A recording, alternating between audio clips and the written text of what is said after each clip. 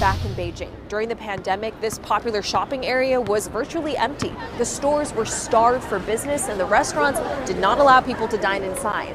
But now people are back in the streets and they are ready to spend.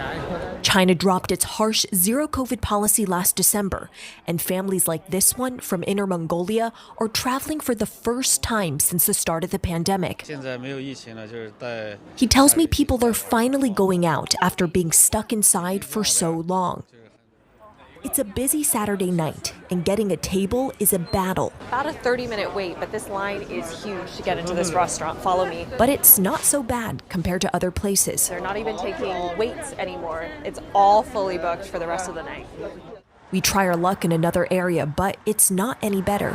There are these long lines out of so many of the restaurants. I've been talking to people here who've been waiting for more than an hour. Including this man, a tourist from Wuhan, where the pandemic started. I ask him if people are feeling happy that the country has opened up. Not necessarily, he responds. The mood is still depressed because people's incomes were unstable during the pandemic. Beneath the surface of busy shops and streets are deep economic wounds. Nearly 1 in 5 of China's youth is unemployed. That could be about 20 million people, according to CNN's calculations.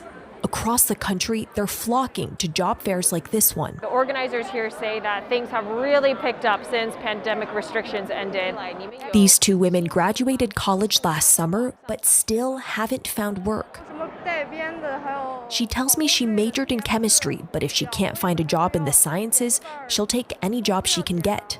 This computer science graduate tells me he's been applying to jobs everywhere, online and in person, with no luck yet. He says he's worried about the mass layoffs at China's technology companies. But it's not just higher-paying tech jobs getting hit. This factory owner gives an impassioned speech claiming that a lot of factories in Guangdong, China's manufacturing hub, are laying off workers and cutting salaries. Meanwhile, local governments are struggling to cope with mounting debts after years of paying for mass testing and COVID quarantines. Just one province, Guangdong, spent $22 billion fighting COVID over the past 3 years. Some cities are reducing costs by cutting government-provided medical insurance for residents. The change sparked protests in several cities last month. Crowds of senior citizens took to the streets in Wuhan and Dalian, shouting for their money back, some of them pushing against rows of police. Back on the streets of Beijing, normal life has returned, but each person and business is still dealing with the aftermath of years of economic pain.